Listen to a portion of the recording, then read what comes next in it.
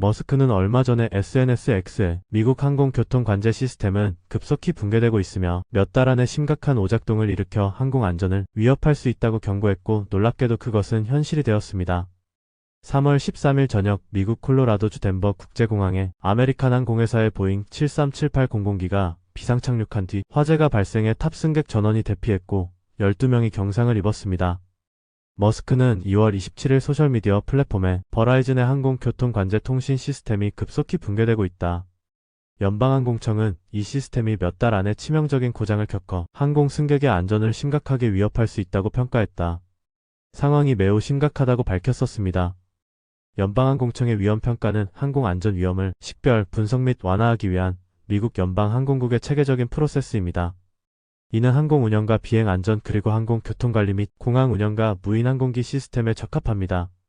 머스크는 이후 소셜미디어를 통해 성능이 급격히 저하되고 있는 현재의 낡은 시스템은 엘사메리스가 개발한 것이고 아직 가동되지 않은 새로운 시스템은 버라이즌의 책임이라고 밝혔습니다. 연방항공청의 항공교통 관제 시스템은 미국에서 매일 약 4만 5천 편의 항공편을 관리하고 거의 300만 명을 수송하는 것으로 알려져 있습니다. 바이든 행정부 초기부터 미국 회계감사원은 연방항공청이 시스템 업데이트를 위해 긴급 조치를 취해야 한다고 경고한 바 있습니다. 현재까지 미국 연방항공국은 이 요청에 응답하지 않았습니다. 그 외 미국 항공협회와 항공우주산업협회 등도 연방항공청이 심각한 기술적 요구에 직면해 있는 동시에 항공교통관제사 수도 3,500명가량 부족해 목표 수준에 미치지 못한다고 경고했습니다. 지난 3월 13일 목요일 저녁에는 콜로라도 스프링스발 댈러스 포트워스행 아메리칸 항공 AH-1006편이 이륙 직후 엔진 진동 문제로 인해 덴버 국제공항으로 회항했습니다.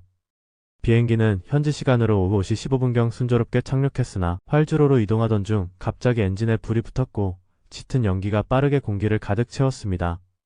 현장 영상에는 비행기 안에 있던 사람들이 비상구로 대피해 날개 위에 서서 구조를 기다리는 모습이 담겼습니다.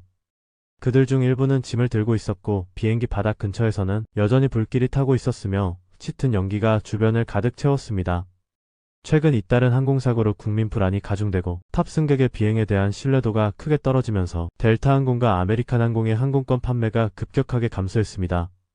두 항공사에 따르면 올해 초부터 미국인들의 항공여행에 대한 신뢰가 대폭 내려가면서 일부는 여행 계획을 취소하거나 변경하였습니다. 11일 델타항공 CEO 에드 바스티아는 지난 1월 아메리칸 항공과의 치명적 충돌 사고로 기내에 탑승한 승객 67명 전원이 사망했고 2월에 있은 토론토에 착륙하던 델타항공의 비행기가 뒤집어진 사고가 올해 여행 수요가 하락한 주요 요인이 될 수 있다고 말했습니다. 2025년은 이제 막 시작되어 2달 반밖에 안 지났습니다. 이 2달 반 동안에 미국 항공기가 낸 사고들을 종합해보았습니다. 1월에 항공기 사고는 도합 3번 있었습니다. 1월 28일에 있은 미군 F-35 전투기가 추락해 조종사는 다행히 탈출했지만 부상을 입었고 항공기가 심각하게 파손됐습니다. 1월 29일에는 여객기가 워싱턴주에서 군용 헬리콥터와 충돌하여 탑승자 67명 전원이 사망했습니다. 그리고 1월 31일에는 소형 의료용 비행기가 필라델피아에서 추락하여 7명이 사망하고 19명이 부상을 입었습니다. 2월 들어 점점 더 심각해졌고 총 10번의 항공기 사고가 발생하였습니다.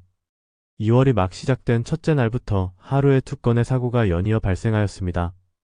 2월 1일에는 일리노이주 시카고 공항에서 비행기가 트랙터 트레일러와 충돌하여 트랙터 트레일러 운전자가 부상을 입었습니다. 그리고 텍사스에서 델타항공 A321기가 이륙 후 조종석에서 연기를 경험하고 비상 복귀하여 안전하게 착륙했습니다.